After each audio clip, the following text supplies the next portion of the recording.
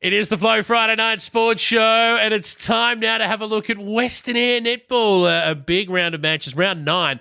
We're into round 10 this weekend, so not many to go now before we get to the end of the season and get into finals time. And I reckon a coach who's just waiting for the finals to get underway joins me on the line right now. Reanna Freeman, how are you?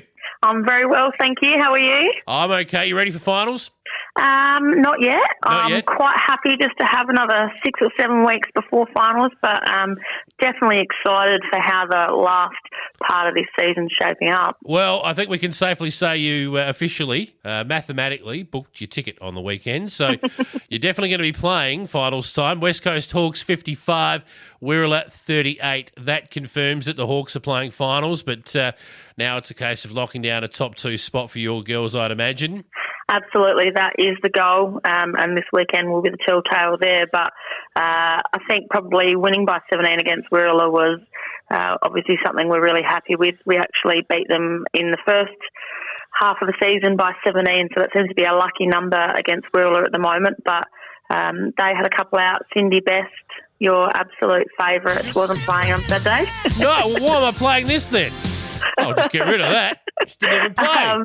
Look, to be honest, you're a bit slow on the button tonight. Oh, I'm going to have to work on that. Sorry.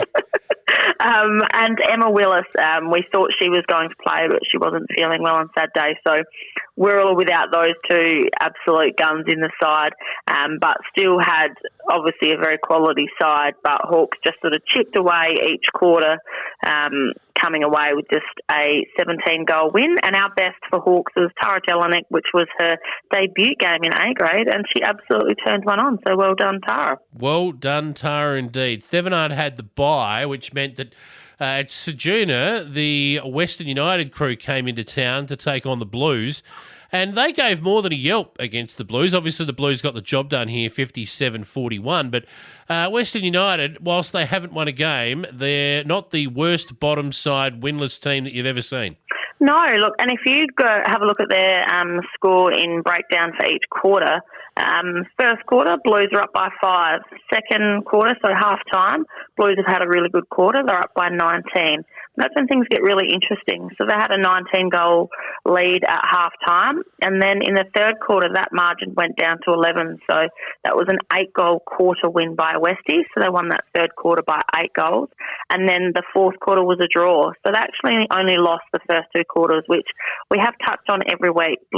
Westies seemed to win, seemed to lose the first couple, and then last half seemed to come really strong. So I think Blues also made a few changes. They brought Hayley Clayton off, who was goal defence in the first half. So that most definitely would have made a difference in their scoreline in that second half. But I think Westies are just, they're keeping up there with the best of the teams in the league, but just unfortunately not for 4 quarters. I just feel like there's a win coming for them at some point. I don't know against who and I don't know when, but they probably deserve to have a win. I always think a good gauge of the strength of a team that's really struggling in terms of wins is their percentage as to how far away they are from a win. And they've got a percentage of near 60 at the moment without a win. Now, that tells you that they're not far away. Yeah. Some of the worst teams around, you'll see percentages of 20, 25, 30. Western United are double that. So even though they mightn't have a win yet, you've got to turn up and play just to get the points against them, first of all. You can't rest on your laurels. And, they're getting the score was 41-57. So 41 isn't a small margin in netball, isn't, a small amount of goals. That's a great score. That'll win a lot of games, yeah. Yeah, that's what I mean. So that's, they're definitely around the mark, but just not consistent. So that's something that Bronwyn, I believe, is working on. So in this last 5 games of the season, who knows what we might see from them. Well, I'm going to tip them this week in a bit of a roughie. That was the precursor to it because this round of matches, round 10, they're taking on Wirral. And now it's at Wirral. And unless you know who plays and plays well, and a few of her mates jump in, they're at risk this week, Wirral. Yeah, absolutely. So last time they played, Wirral came out, but only by 6. So it was 51-45, so another high-scoring game. Lineups are virtually exactly the same as last time they played, so I believe Cindy's back in this week. The only difference will be, I believe, Emma is going to play this week. So that could be a massive in for Wirral, which might make a bit of a difference. Whether Emma lines up as a goalie or a defender, I'm not sure. They're obviously going to have to match up against Durrani Hoffrichter, who's a very tall goalie for Westies. So, look, I definitely think Westies are around the mark. I think if Emma and Cindy are both back in and at 100% fitness, I would think Wirral would come away with a win, but you could be on the money, It could be an upset of the round.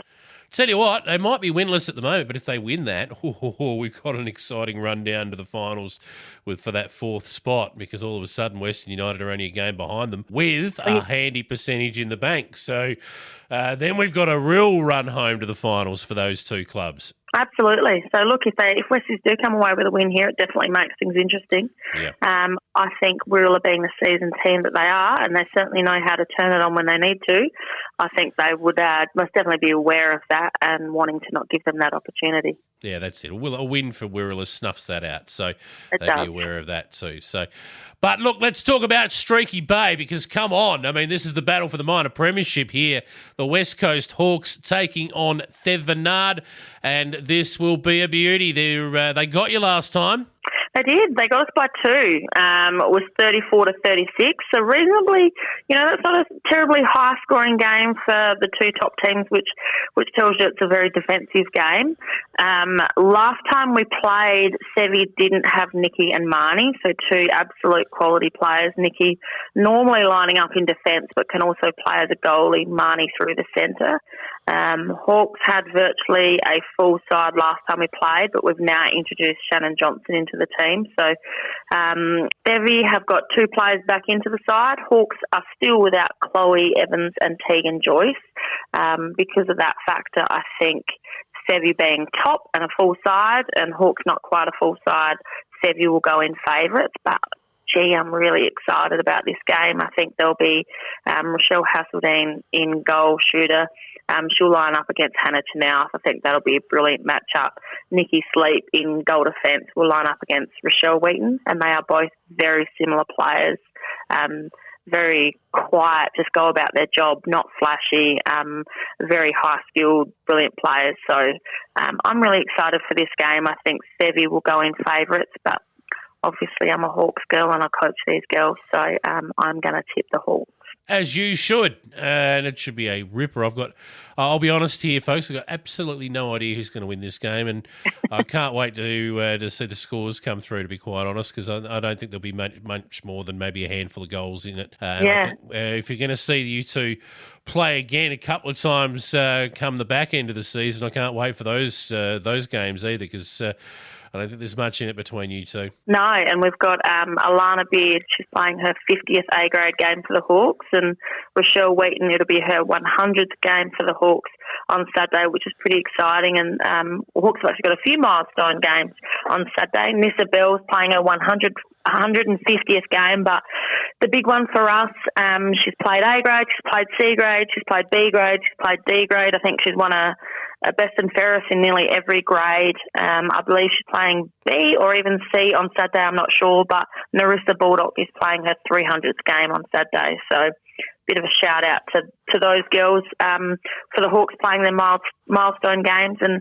just a reminder, 20 other clubs would love to give a shout out to anyone making these milestone games. So let me know and I'll quite happily give them a bit of airtime because I think it's pretty special. Good stuff. All right, well, that's where we will leave it this week. Actually, before I go, anything else? No, just we've got Peddler Cup trials have happened. We've got a Peddler Cup team selection, and those girls are busy training those under 15 girls. So look forward to giving a bit of a preview of Peddler Cup next week. Look forward to it as well, mate. Good luck for the weekend, and we'll catch you next week. No worries. Thanks for having me.